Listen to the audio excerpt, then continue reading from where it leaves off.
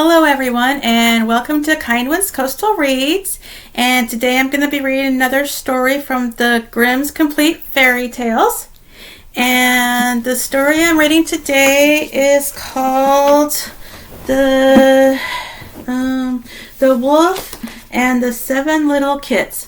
So get you a snack or a drink or curl up in a blankie or whatever you want to do, and hope you enjoy the story. Here it goes. Okay. The Wolf and the Seven Little Kids. There was once upon a time an old goat who had 7 little kids and loved them with all the love of a mother for her children. One day she wanted to go into the forest and fetch some wood. So she called all 7 to her and said, "Dear children, I have to go into the forest. Be on your guard against the wolf. If he comes in, he will devour you all, skin, hair, and all. The wretch often disguises himself, but you will know him at once by his rough voice and his black feet." The kids said, "Dear mother, we will take good care of ourselves. You may go away without any anxiety." Then the old one bleated and went on her way with an easy mind. It was not long before someone knocked at the door and called, "Open the door, dear children. Your mother is here and has brought something back with her for each of you." But the little kids knew that it was the wolf by the rough voice. "We will not open the door," cried they. "You are not our mother. She has a soft, pleasant voice, but your voice is rough. You are the wolf."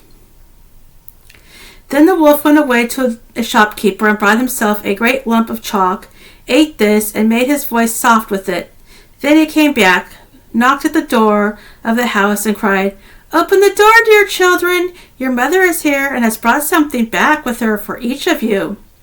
But the wolf had laid his black paws against the window, and the children saw them and cried, "We will not open the door. Our mother has not black feet like you are. You are the wolf." Then the wolf ran to a baker and said, "I have hurt my feet. Rub some dough over them for me."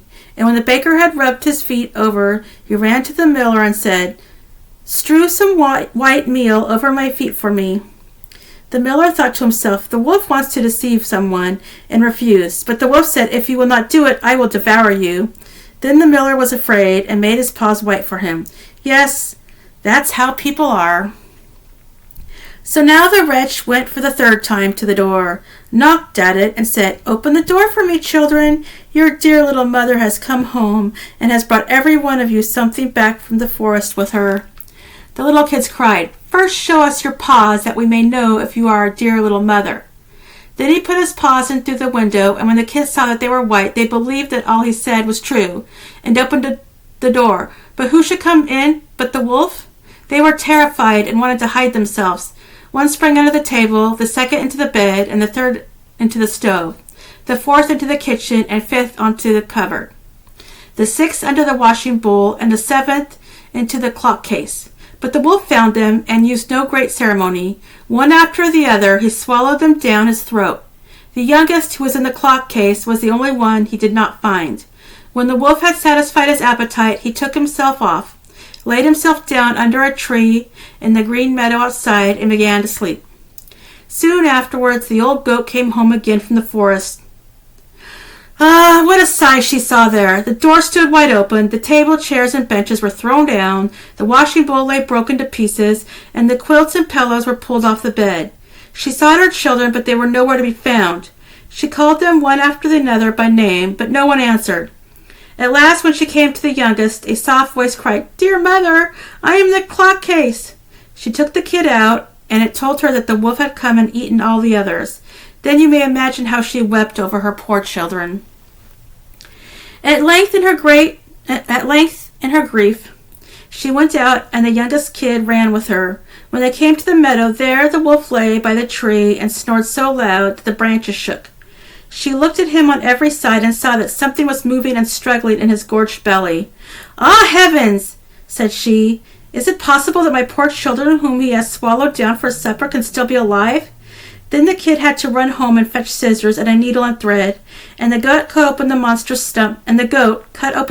stomach, and hardly had she made one cut, then one little kid thrust its head out, and when she cut farther, all 6 sprang out, one after the other, and were all still alive, and had suffered no injury whatever. For in his greediness, the monster had swallowed them down whole. What rejoicing there was! They embraced their dear mother and jumped like a sailor at his wedding. The mother, however, said, "Now go and look for some big stones, and we will fill the wicked beast's stomach with them while he is still asleep." Then the 7 kids dragged the stones there with all speed and put as many of them into his stomach as they could get in, and the mother sewed him up again in the greatest haste, so that he was not aware of anything and never once stirred. When the wolf at length had his sleep out, he got on his legs, and as the stones in his stomach made him very thirsty, he wanted to go to a well to drink. But when he began to walk and move about, the stones in his stomach knocked against each other and rattled. "Then," cried he, "what rumbles and tumbles against my poor bones? I thought 'twas 6 kids, but it's not, but big stones?" And when he got to the well and stooped over the water and was just about to drink, the heavy stones made him fall in, and there was no help, but he had to drown miserably. When the 7 kids saw that, they came running to the spot and cried aloud, "The wolf is dead! The wolf is dead!" and danced for joy round about the well with their mother. The end. And that's it for today's story. And if you like the story, please hit the like and subscribe button. And tomorrow I will get another story out for you. And hope you all have a good night. Talk to you later. Bye.